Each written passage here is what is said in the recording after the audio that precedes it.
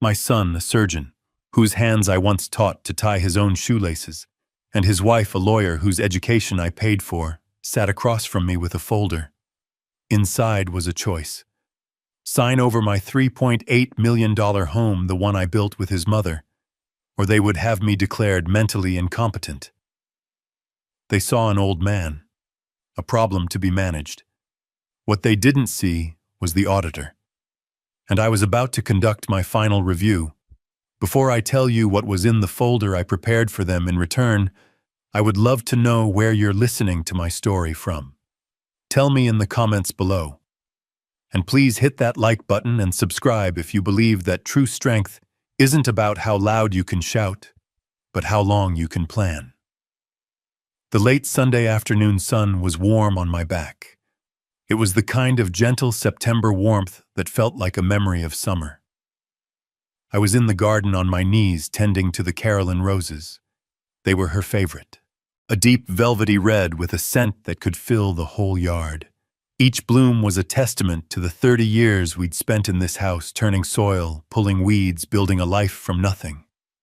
The soil felt cool and honest in my hands. The world made sense out here. But then I heard a sound that didn't belong. The crunch of expensive tires on my gravel driveway. It was a sound of impatience, of assertion. I didn't need to look up to know whose car it was. A silver German sedan, the kind that costs more than the first house Caroline and I ever bought. I slowly got to my feet, wiping my hands on my trousers. Daniel and his wife Amelia were getting out of the car. They weren't dressed for a Sunday visit. Daniel wore a crisp polo shirt and tailored slacks, looking like he'd just left the country club. Amelia was in a sharp, dark pantsuit, her leather briefcase in hand, as if she'd come straight from a hostile negotiation. She was always dressed for battle. I just never thought the battle would be with me, Dad, Daniel said. It wasn't a greeting. It was an announcement.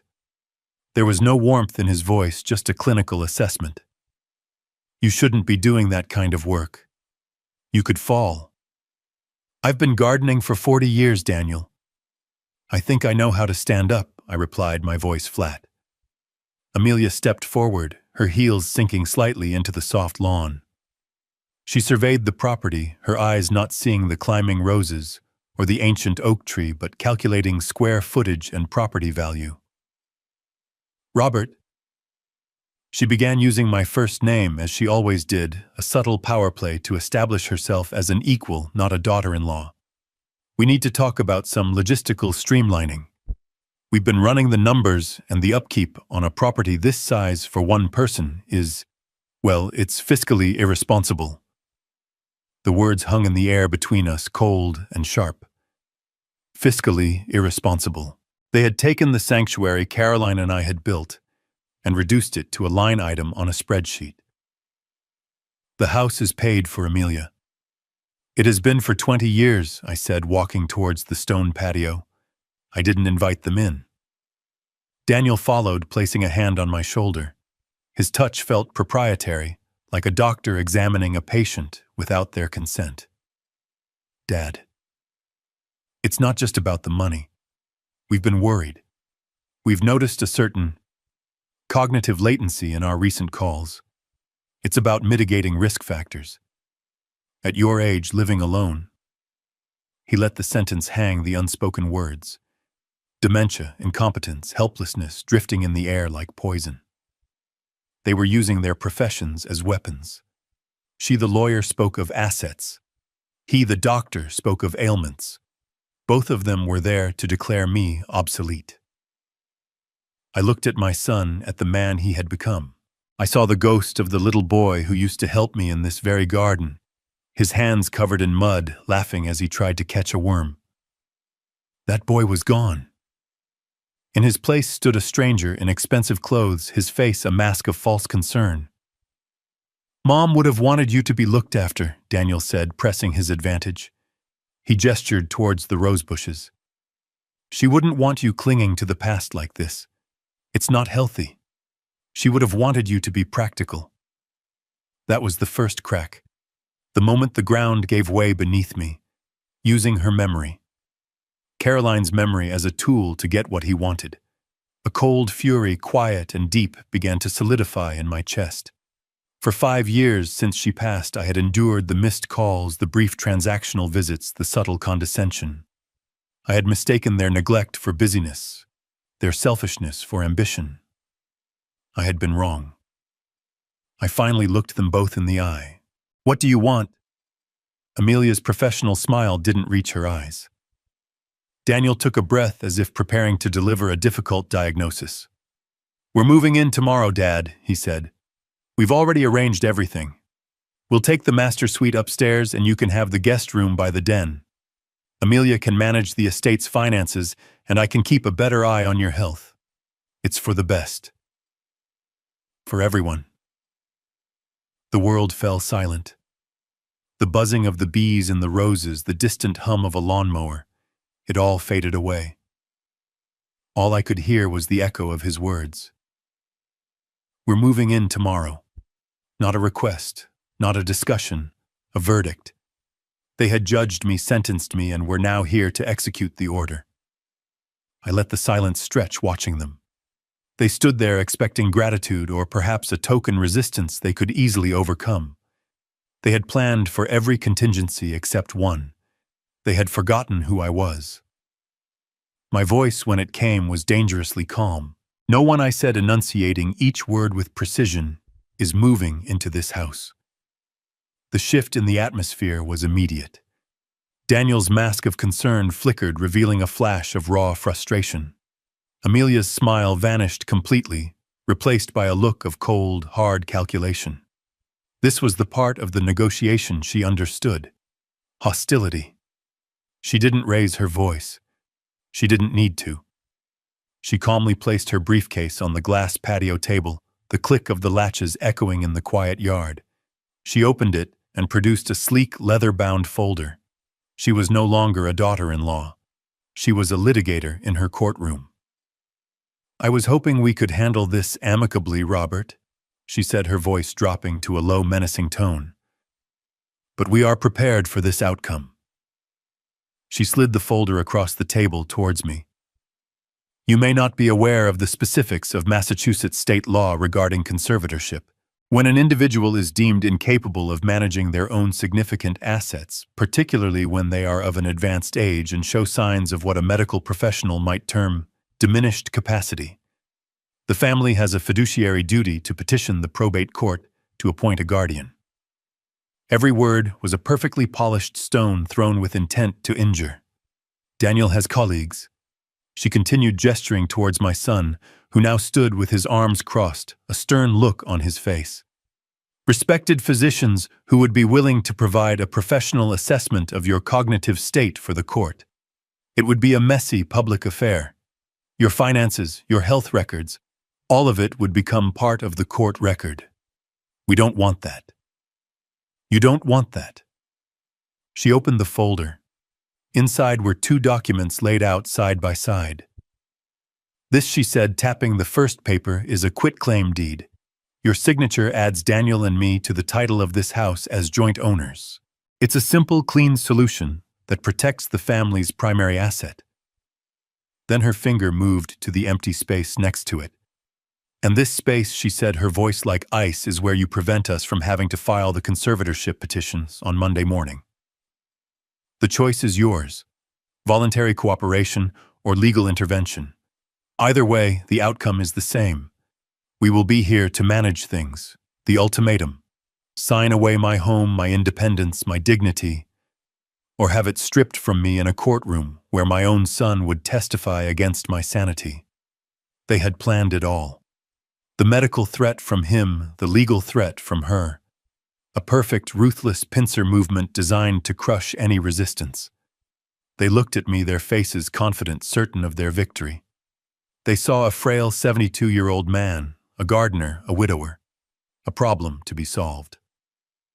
I let the silence hang in the air for a full minute. I looked from Daniel's arrogant face to Amelia's predatory eyes. I looked at the papers that were meant to be the end of my life as I knew it. And then I did something they never expected.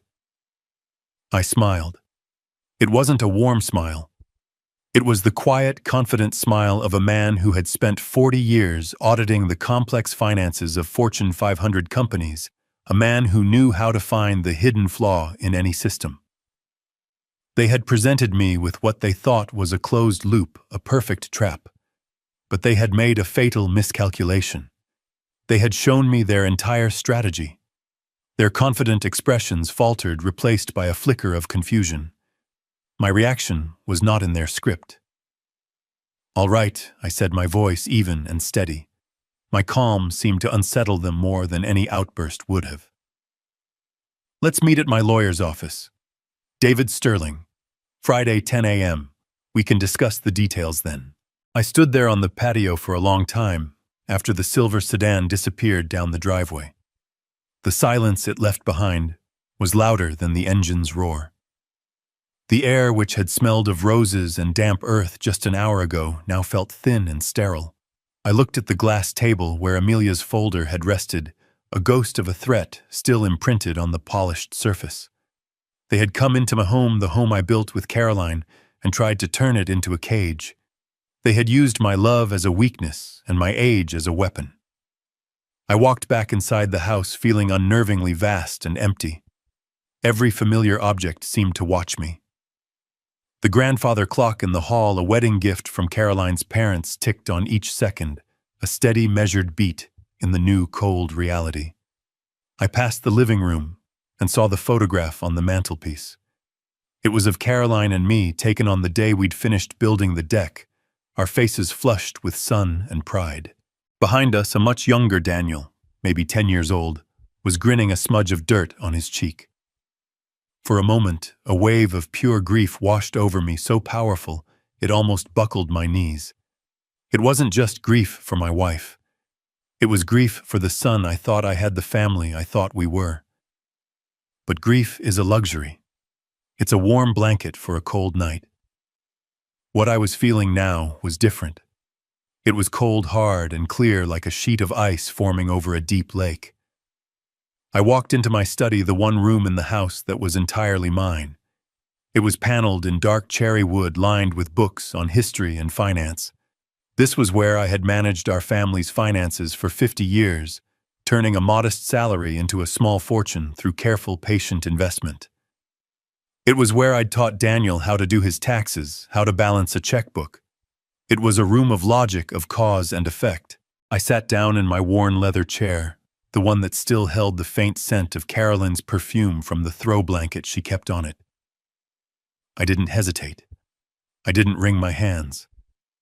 I picked up the phone and dialed a number I knew by heart. It rang twice. David Sterling.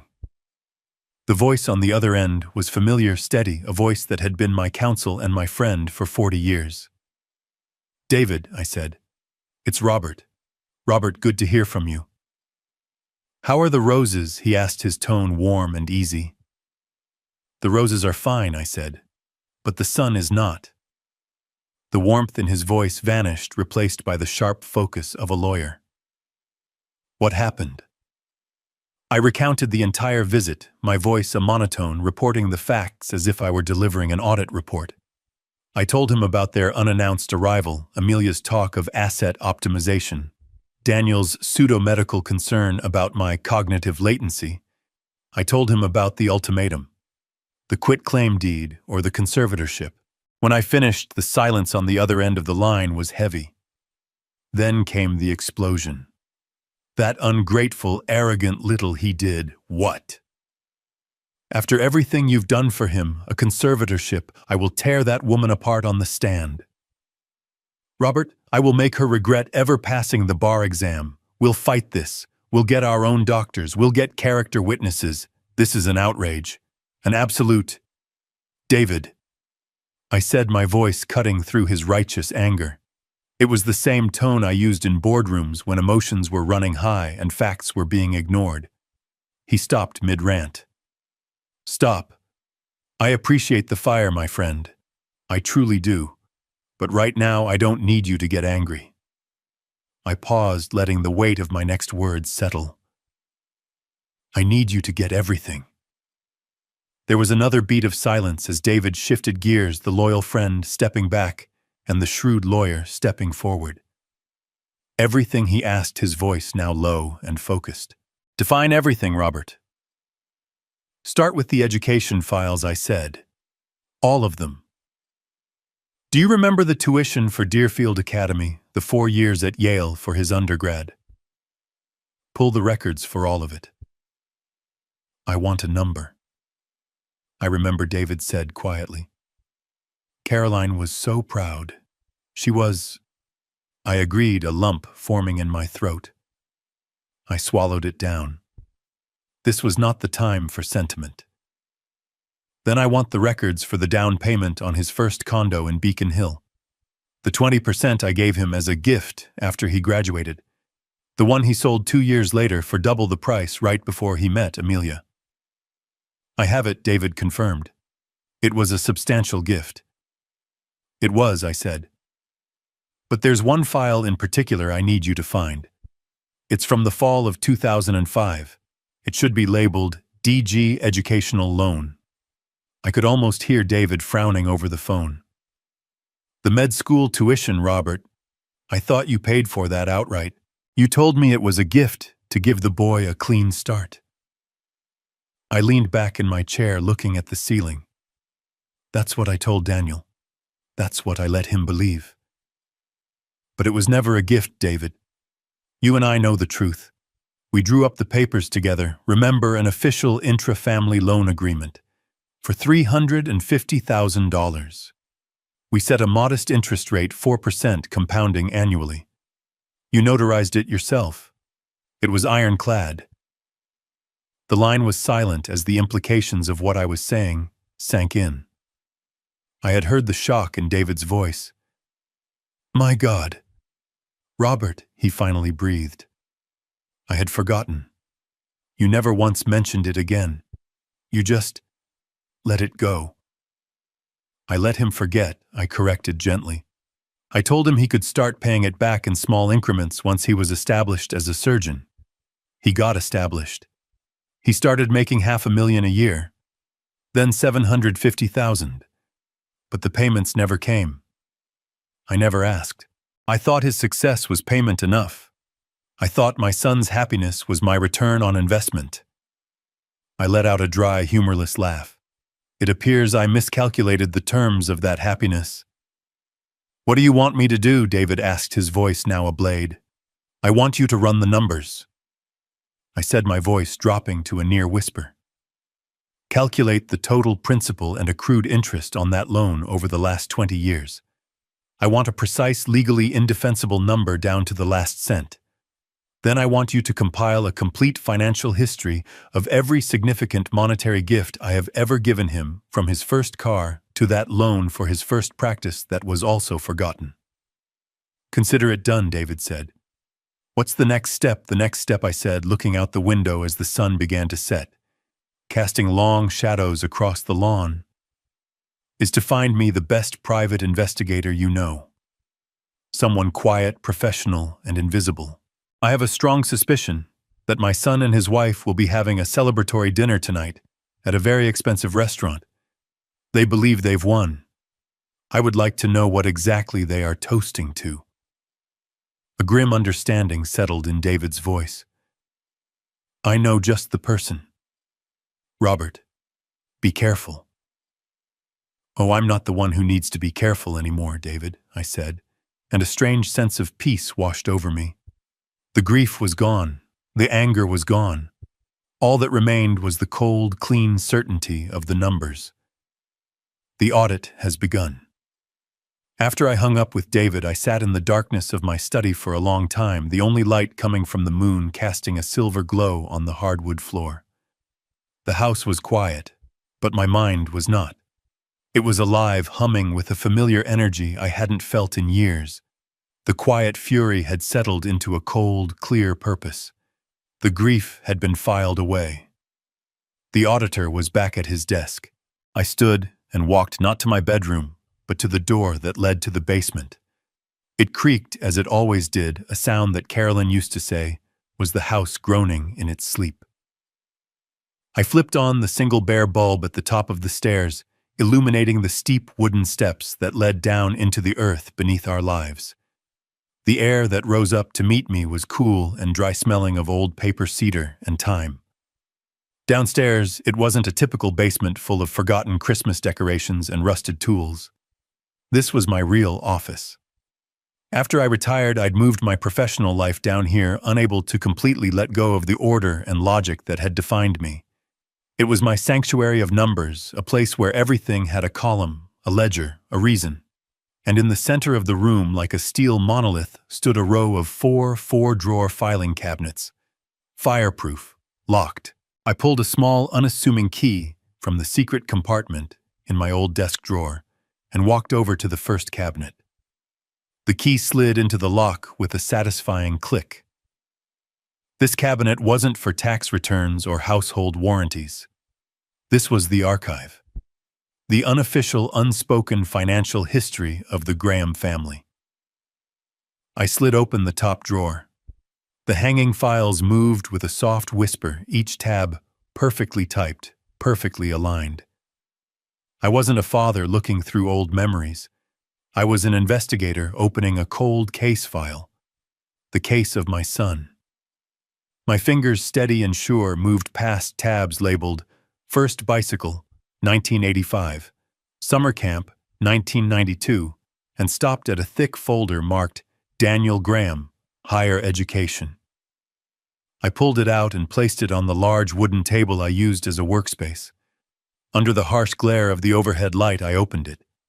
It was all there, a meticulous record of sacrifice and investment. Receipts for tuition checks to Yale that had made my hands shake to write. Bank statements showing massive withdrawals from our retirement savings. But I wasn't looking at those. I was looking for the document David and I had spoken about. Tucked in the very back in a sealed manila envelope was the promissory note. Intra-family educational loan agreement. $350,000. The signatures at the bottom were clear. Mine strong and confident. David's the flourish of a seasoned lawyer. And Daniel's. His was a quick, almost careless scrawl, the signature of a young man on his way to a brilliant future, signing a piece of paper his father had assured him was just a formality. I ran my thumb over his name. A formality. I had made a terrible mistake in judgment, allowing him to believe that. It was a mistake I was now going to correct. But this was only the beginning. The loan was the foundation, the cornerstone of my case. Now I needed to build the structure around it. For the next several hours I worked. I didn't feel tired. I didn't feel old. I felt a clarity of purpose that was like a jolt of adrenaline. I logged on to my old desktop computer, the one with the oversized monitor. The hum of the machine was a comforting sound. I still paid for premium access to the top financial databases and credit reporting agencies. A professional expense I never had the heart to cancel. It felt good to be using them again. I started with a simple credit search on Daniel and Amelia Graham. The results began to paint a picture, a very different picture from the one they presented to the world. I saw the mortgage on their luxury penthouse in Boston's Seaport District, an obscene number that made my eyes widen. I saw the loan for his Mercedes, the loan for her Tesla. I saw at least 6 high-limit credit cards, and the balances on every single one of them were staggering, pushed right to their limits. They weren't just living comfortably. They were living on a knife's edge of debt. I cross-referenced their address with public property records, and there it was. The first major crack in their facade. A second mortgage. They had taken out a home equity line of credit 6 months ago for the maximum allowable amount. It was a classic move of the financially desperate, borrowing against an asset to pay for a lifestyle that asset was supposed to represent. They were drowning. I dug deeper. I remembered Amelia mentioning a tech startup she had invested in at a family dinner a few years ago, speaking about it with the casual arrogance of someone who believes they can't lose. It took me less than 30 minutes of searching through business news archives to find it. The company had gone bankrupt 18 months later, taking all its investors' money with it. I found a list of primary investors. Her name was on it. The amount was significant, a six-figure loss. Then I turned my attention to Daniel. I searched for his name for his surgical practice. He was indeed successful, highly rated, but I noticed something odd. He wasn't a partner at a major Boston hospital, as I had believed. He was listed as a consulting surgeon. It was a subtle difference, but a meaningful one. It meant less stability, no hospital pension, and most importantly, it meant he was responsible for his own malpractice insurance, a colossal expense for a cardiac surgeon. I accessed another database, one that tracks legal filings. I typed in his name, and then I found the second, more damning piece of the puzzle. There was a malpractice lawsuit filed against him 2 years ago. It had been settled out of court quietly. But settlements are not cheap, and insurance premiums after a settlement go up. Way up. I sat back in my chair, the pieces clicking into place. The expensive condo, the luxury cars, the failed investments, the lawsuit. It wasn't a picture of success. It was a portrait of desperation. They had built a beautiful, glittering cage of wealth, and now the walls were closing in. The monthly payments on their lifestyle must have been astronomical. His income was high, but not high enough to sustain this kind of hemorrhage. And then I understood. Their visit today, the ultimatum, the ugly talk of conservatorship. It wasn't a power play born from greed. Not entirely. It was a move born from sheer, unadulterated panic. They weren't trying to get richer. They were trying to stop from going bankrupt. My house, my $3.8 million fully paid-for debt-free house, wasn't a bonus for them. It wasn't an inheritance they were trying to get early. It was their only lifeboat. And they were willing to drown me to get to it. I printed every document, the credit reports, the mortgage records, the articles about the failed startup, the court filing for the malpractice suit. I stacked them neatly on the table. It was no longer a collection of papers. It was a weapon. A precise, undeniable, factual weapon. I was no longer just a father betrayed. I was an auditor who had just uncovered a massive, multifaceted fraud, and the perpetrators were my own son and his wife. I picked up the stack of papers. They felt heavy in my hands, heavy with the weight of 20 years of lies, of expectations, of a love that had been twisted into a financial instrument. I walked back up the stairs, leaving the light on in the basement. I didn't need the darkness anymore. Everything was now perfectly, terribly clear. The storm was no longer gathering. It was here. And I was its quiet, calculating center. The 5 days leading up to the Friday meeting were the longest of my life. I moved through my house like a ghost, the ticking of the grandfather clock, counting down the seconds to a confrontation I had spent my whole life avoiding. On the outside, I was quiet, going through my daily routines. I watered Caroline's roses. I read the morning paper. But on the inside, the auditor was working overtime, cross-referencing every fact, anticipating every move, and preparing the final unchangeable report. David and I spoke every evening, our conversations brief-coded, like two generals planning a campaign on the eve of battle. The pieces were moving. The traps were being set. When Friday morning arrived, I chose my clothes with care. I didn't wear a sharp suit. I wore a pair of comfortable slacks and a slightly faded cashmere sweater, one of Caroline's favorites. I wanted to look soft. I wanted to look tired. I wanted to look like a man who was ready to give up. David picked me up and we drove to his office in a silence that was heavy with unspoken strategy. David Sterling's law firm was the opposite of everything Daniel and Amelia represented. It was on the second floor of a historic brick building downtown, with floors that creaked and windows that looked out over a canopy of old oak trees. The air smelled of worn leather, old books, and brewing coffee. It was a place of quiet, enduring strength, not of flashy, transient power. We were seated in his conference room, a large mahogany table between us when they arrived. They were 5 minutes early, a power move. They entered the room not as family, but as a hostile takeover team. Amelia was dressed in a razor-sharp charcoal suit, her hair pulled back in a severe bun. Daniel wore a dark, impeccably tailored suit that probably cost more than my first car. His surgeon's hands clasped confidently in front of him. They radiated an aura of absolute predatory certainty. I slumped in my chair, making myself look smaller. David had his files in front of him, but they were deliberately messy, a stack of papers that looked more like a desperate defense than a planned attack. Amelia didn't wait for David to begin. She sat down, placed her pristine leather briefcase on the table, and took control. "Thank you for meeting with us, David. Robert, we appreciate you being reasonable about this. Our goal here is simply to make this transition as smooth and painless as possible for everyone involved." Her voice was smooth, polished, the voice of a lawyer who had crushed bigger opponents than a retired accountant and his small-town lawyer friend. She slid a new, even thicker folder across the table. "I've taken the liberty of drawing up all the necessary documents. It's a standard quitclaim deed along with a durable power of attorney for financial matters. It's all boilerplate, really. It just formalizes the support structure Daniel and I will be providing for Robert moving forward." Daniel leaned forward, layering his false sincerity over her legal attack. "What Amelia is trying to say, Dad, is that we're doing this because we love you. We lay awake at night thinking about you in that big house all alone.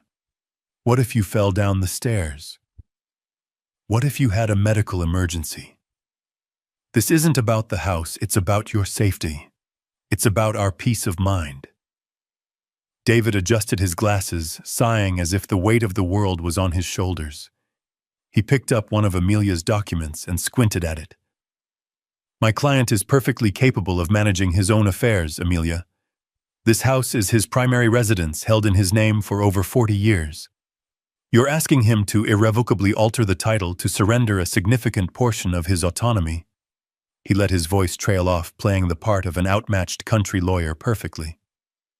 Amelia's smile was dismissive. "It's about protecting the asset for the entire family, David. Surely you can understand the concept of legacy preservation. We're simply ensuring that Robert's legacy is managed responsibly." She looked at me. "We're protecting you from yourself, Dad." I stayed silent for a long time, as we had rehearsed. I looked out the window at the swaying oak trees, as if I couldn't bear to look at them. I let them fill the silence with more of their rehearsed lines, more of their poison wrapped in the language of care.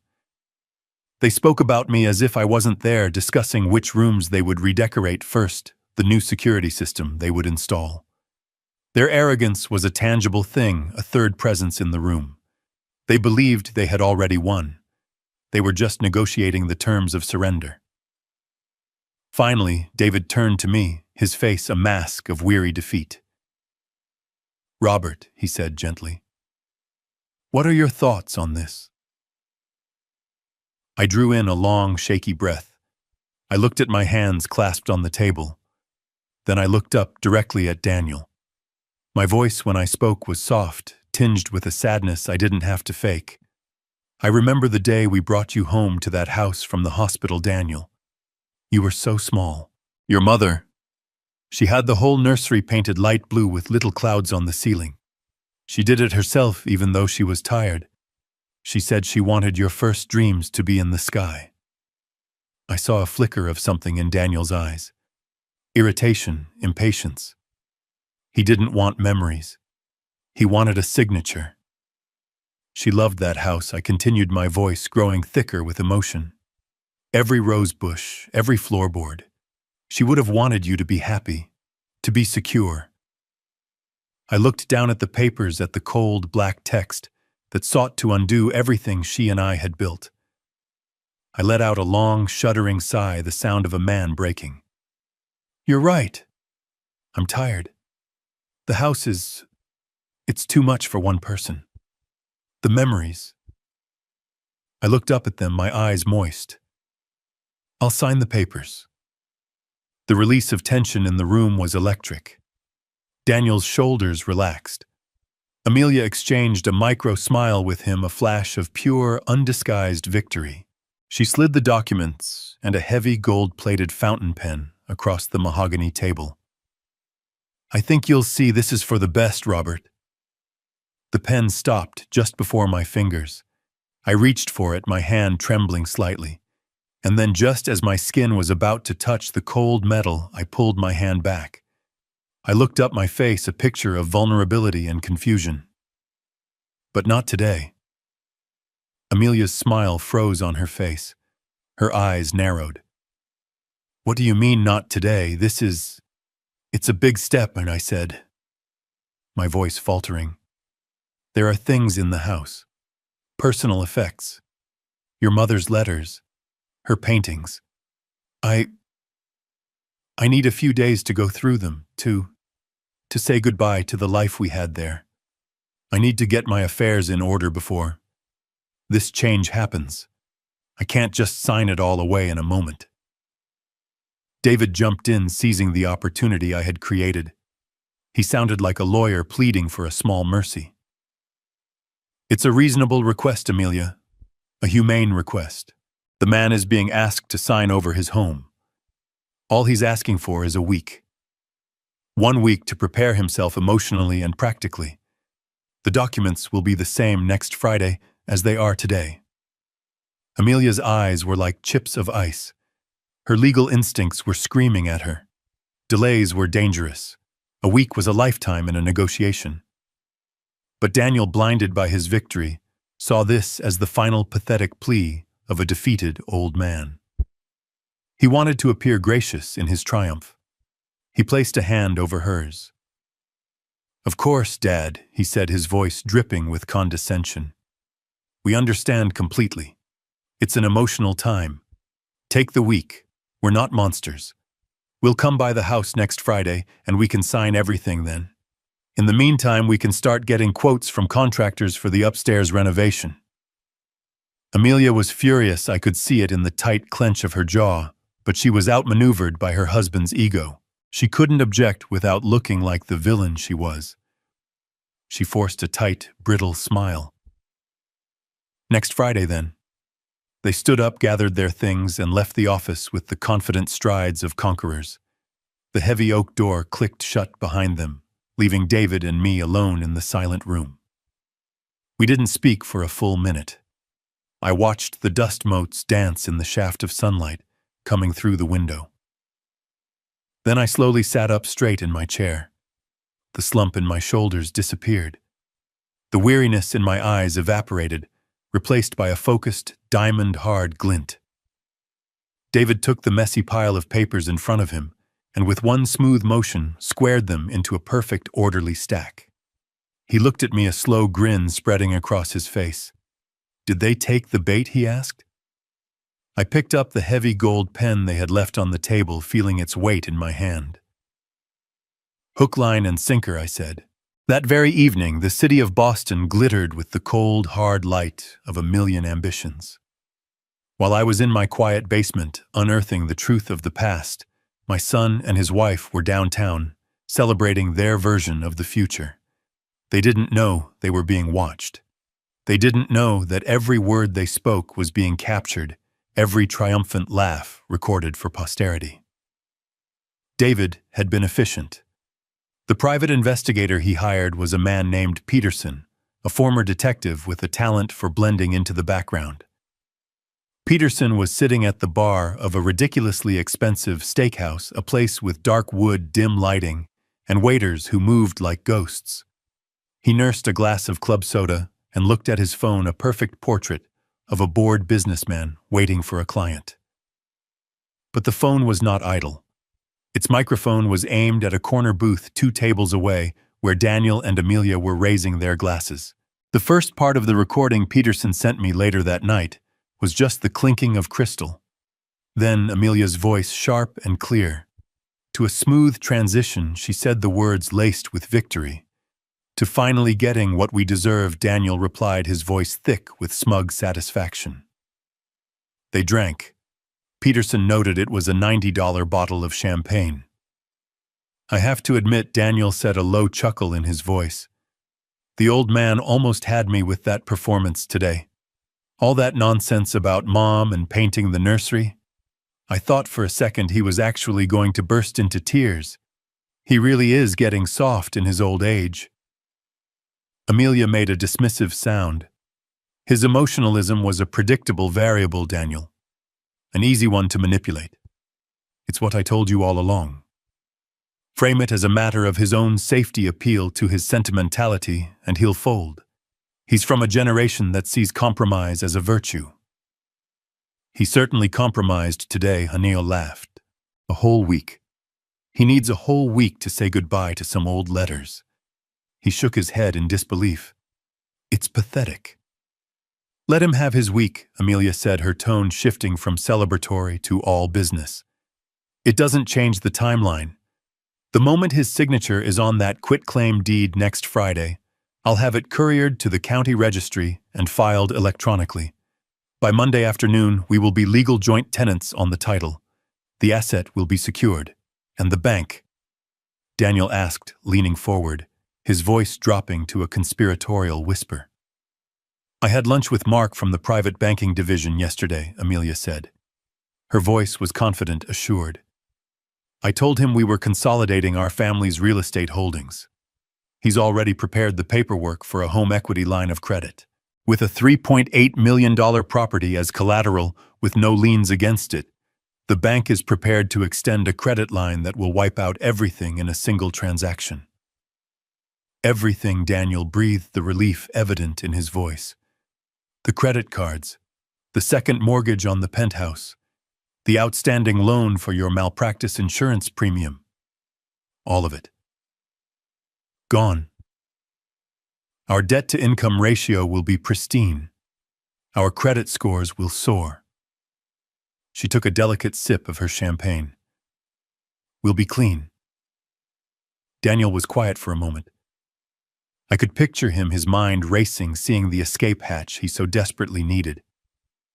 And then he finally asked. And then we wait, Amelia said. We play the part of the dutiful children for a year. Maybe 18 months just to avoid any appearance of impropriety. We do a few minor renovations, nothing too expensive, just enough to show we're improving the property. And then we sell. Sell the whole thing. Of course, sell the whole thing, Amelia said, a hint of impatience in her voice. Don't be sentimental now, Daniel. The house is a tool, nothing more. Its value is in its liquidity. With the proceeds from that sale after capital gains, we'll have more than enough seed money. For the practice, Daniel said, his voice filled with a greedy, boyish excitement. My own practice. The Graham Surgical Institute. No more hospital boards, no more bureaucracy. My name on the building. And for my campaign, Amelia added smoothly, an exploratory committee for a state senate run requires significant initial funding. Amelia Graham for Senate. It has a certain authority, don't you think? They were quiet again, dreaming of the futures they were building on the ruins of my life. Then Daniel asked the question that sealed their fate. What about Dad? Once the house is sold, what do we do with him? Amelia's voice was utterly devoid of emotion. It was the voice of someone arranging a logistical problem like booking a storage unit. I've already done the preliminary research on that. There are several top-tier assisted living facilities along the North Shore. Places with landscaped gardens, 24-hour nursing staff, planned social activities. I've earmarked one in Marblehead that has excellent reviews. Is that really necessary? Daniel asked. A flicker of something, maybe the last dying ember of a conscience. Daniel, be realistic. Amelia snapped, her voice cutting. We're not going to have him live with us in the city. And we can't have him living on his own. It's a liability. This is the most humane solution. He'll be comfortable. He'll have his meals cooked for him. And most importantly, she said, her voice dropping to a final chilling word, he'll be supervised. Supervised. A ward. A problem to be managed and contained. The recording captured the sound of their glasses clinking together one last time. To the future, Daniel said. To the future, Amelia echoed. Peterson stopped the recording, paid for his club soda in cash, and walked out into the cool Boston night, leaving my son and his wife to finish their champagne. They were completely oblivious. They had no idea that in their moment of ultimate triumph, they had just given me the one thing I needed most. They had just confessed. And my quiet, patient auditor's report was now complete. The 7 days that followed the meeting at David's office were a masterclass in the art of silence. For Daniel and Amelia, it was a silence that began as a smug, self-satisfied quiet. They had won. The old man was defeated. They spent the weekend browsing online catalogs for kitchen renovations and high-end Italian furniture. By Monday, their silence had shifted to impatience. By Wednesday, it had curdled into a low-grade anxiety. They started calling. First it was Daniel, his tone casual. "Hey Dad, just checking in. Hope you're doing okay." The call went to voicemail. An hour later, Amelia tried. Her approach was more direct. "Robert, it's Amelia. I'm just calling to see if you need any help with packing boxes." That call also went to voicemail. They left messages. They sent texts. All of them went unanswered. Their confidence began to fray at the edges. "He's being dramatic," Daniel insisted to Amelia over dinner on Thursday night. I learned this later from Peterson's final report. "He's sulking. He's trying to make us feel guilty. Let him. He'll be ready to sign tomorrow, as promised." But Amelia the lawyer was not so sure. In her world, silence wasn't an emotional response. It was a strategy. An unanswered call was a red flag. A week of total silence from an opponent you thought you had beaten was a siren. She couldn't put her finger on it, but a cold knot of unease was tightening in her stomach. She was right to be worried. Because my silence was not the silence of defeat. It was the silence of a workshop. It was the silence of a man who had a great deal of work to do and a very short time in which to do it. While they were picking out paint colors, I was meeting with a woman named Sarah, a discreet real estate agent David had known for years, who specialized in private off-market sales of high-value properties. While they were calling me and getting my voicemail, I was on the phone with the president of a national moving and storage company arranging a logistical operation with military precision. While they were growing anxious, I was sitting in David's office for a second much different meeting, signing a stack of documents, each signature a firm, decisive stroke of the pen. The house was a hive of quiet, purposeful activity. My plan was not just a thought anymore. It was a series of executed actions, an engine humming silently, waiting for the key to be turned. On Friday morning, the final day, my house was quieter than it had ever been. It was an empty, echoing quiet. I sat in my study at the desk, where I had done my life's work, a single cup of black coffee steaming in my hands. I was calm. I was ready. At precisely 9:30 a.m., my phone buzzed on the polished wood of the desk. A text message from Daniel. The words glowed on the screen, a beacon of his impatience and arrogance. "We're on our way. The movers are coming at noon." I read the message. I took a slow, deliberate sip of my coffee. The taste was rich and slightly bitter. I picked up the phone. My thumbs moved slowly, typing a reply. Each word was chosen with the care of an auditor finalizing a report that would change everything. "Everything is ready for you, son. I've left an envelope for you on the mantelpiece. Read it before you unload anything." I hit send. The message disappeared into the ether. The trap was set. The key had been turned. All that was left was for them to walk through the open door and discover the room was not at all what they expected. The drive to the house was filled with a tense, triumphant energy. Daniel tapped his fingers on the steering wheel, a rhythm of impatient victory. Amelia was on her phone confirming the arrival time of the moving truck with a crisp, efficient tone. They had waited a week, and in their minds their prize was finally ready to be claimed. They turned onto my street, the familiar canopy of ancient maple trees shading the road. They were talking about the color they planned to paint the master bedroom when Daniel suddenly went silent. His foot slammed on the brake, the expensive sedan lurching to a halt in the middle of the road. Amelia looked up from her phone, an annoyed expression on her face. "What is it, Daniel?" And then she saw it. Planted firmly in the center of my perfectly manicured front lawn was a sign. It wasn't a cheap, flimsy thing. It was a handsome, dark wood sign from a high-end real estate firm, the kind that dealt in quiet, multi-million-dollar properties. And on that sign, in bold, blood-red letters, was a single, impossible word. Sold. For a moment, they just stared. The word didn't compute. It was a glitch in their reality, a piece of data that didn't fit their carefully constructed plan. "What is that?" Daniel whispered, his voice barely audible. That's not possible." Amelia was the first to react. The lawyer in her took over, searching for a logical explanation. "It's a mistake," she said, her voice tight. "Or it's a bluff. Some pathetic last-ditch attempt to scare us. He's trying to play games." She opened her car door, her movements stiff with a sudden cold anger. "Let's go. We're sticking to the plan." They walked up the stone path, their confident strides from the previous week gone, replaced by a sense of urgent dread. The house looked the same. The roses were still in bloom, but the sign on the lawn cast a dark shadow over everything. Daniel fumbled with his key, his hand shaking slightly. He finally got it in the lock, turned it, and pushed the heavy oak door open.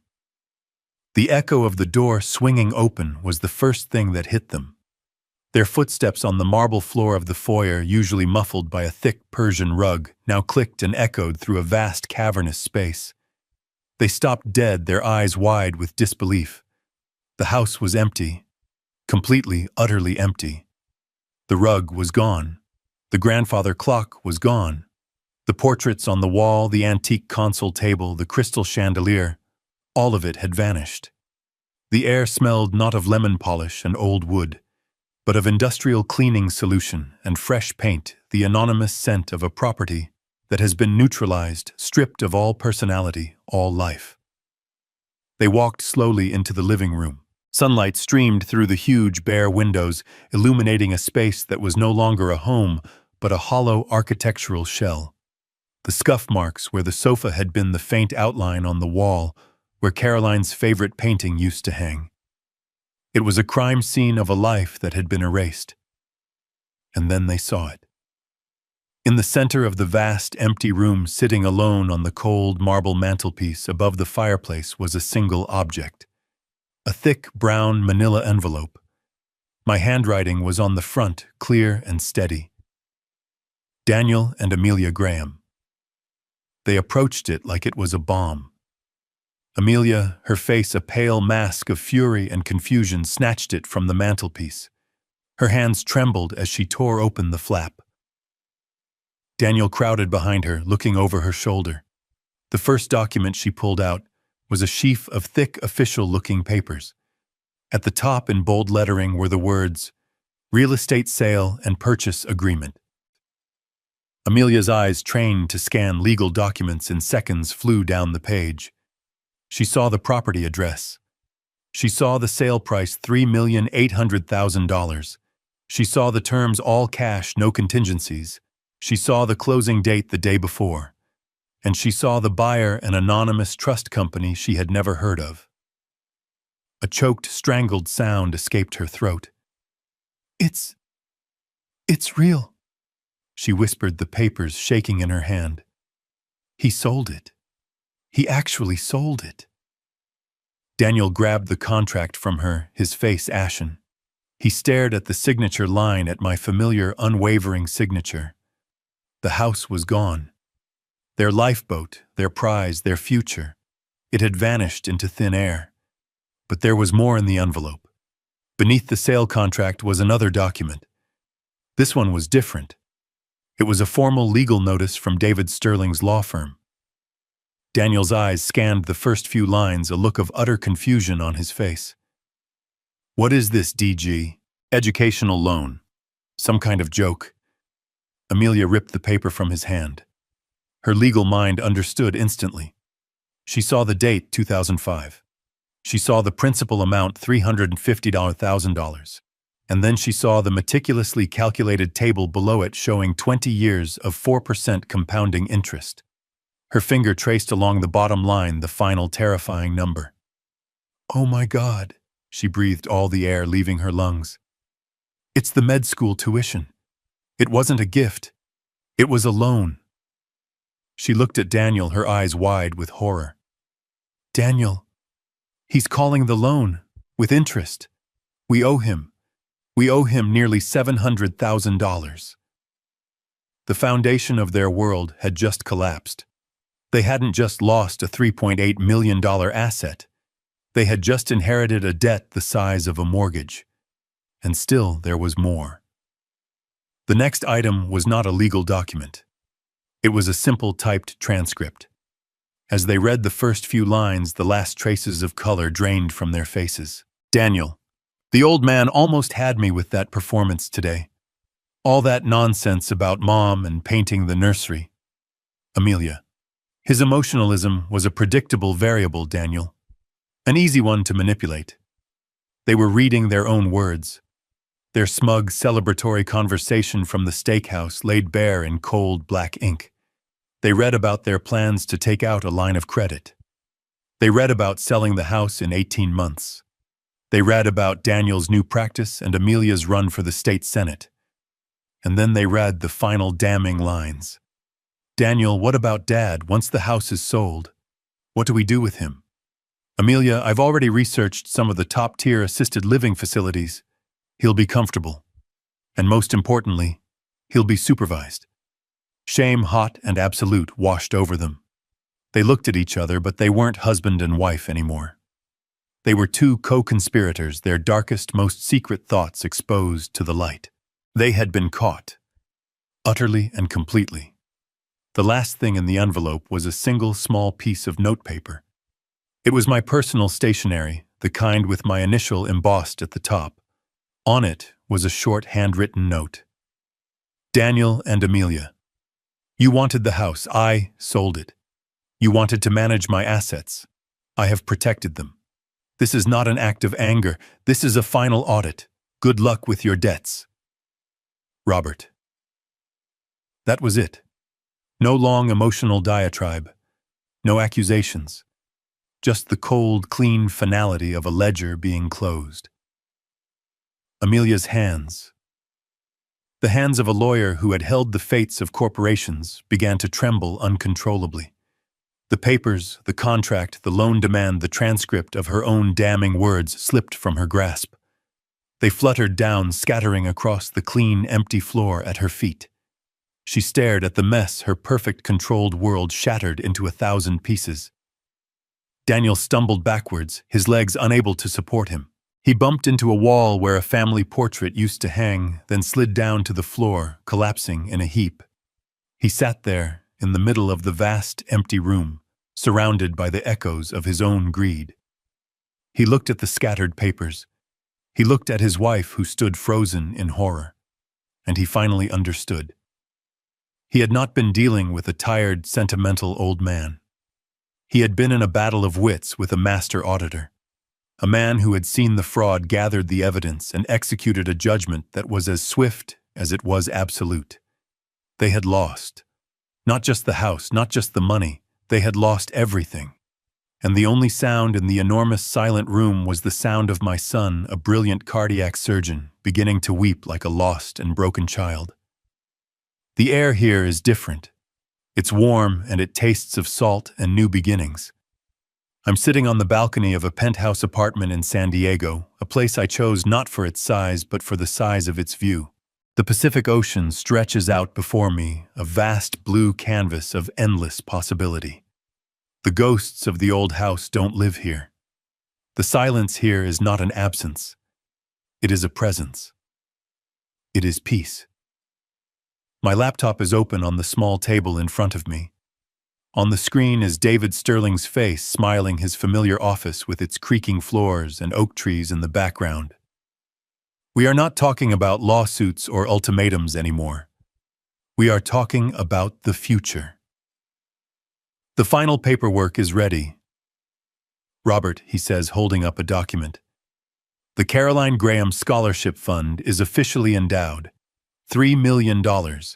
It's one of the largest single donations the university has ever received. I look at his face on the screen, my oldest and truest friend. She would have liked that I say my voice steady. She always believed in education, not just as a way to get a job, but as a way to build a soul. It's going to help a lot of deserving young people, David says. It's designated specifically for students in medicine and law who demonstrate financial need and a commitment to public service.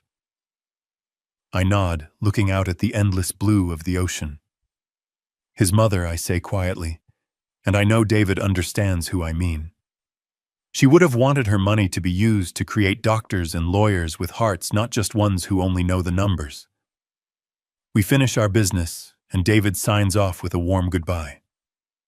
I close the laptop, and the screen goes dark. I am alone now, but I am not lonely. The rage is gone. The need for victory is gone. They have been replaced by a quiet, settled calm. I have not destroyed my son. I have simply presented him with the bill for his own choices. The audit is complete. The books are balanced. On the table next to my laptop is a small silver frame. It holds my favorite picture of Caroline. She's laughing, her head tilted back, the sun catching the light in her hair. It was taken on this very coast many years ago, on a vacation, where we dreamed of one day retiring to the warmth. I pick up my cup of tea. I look at her smiling face, and for the first time in a long, long time, I smile back. A real smile. It's the smile of a man who is free. A man whose dignity is his own again. The order has been restored. The true legacy has been protected. The game is over, and I have won. This story is a powerful reminder that true strength often lies not in aggression, but in quiet wisdom and meticulous planning. It teaches us that underestimating our elders, viewing them as relics rather than resources, is a grave miscalculation. Greed blinds us to the fact that a lifetime of experience is a formidable weapon. Robert's victory wasn't born from anger, but from the calm, precise application of his skills. Ultimately, the tale shows that the greatest legacy isn't the wealth we hoard, but the dignity we protect and the good we create in the world. If this story resonated with you, share it with someone who appreciates that the quietest people often have the most powerful lessons to teach.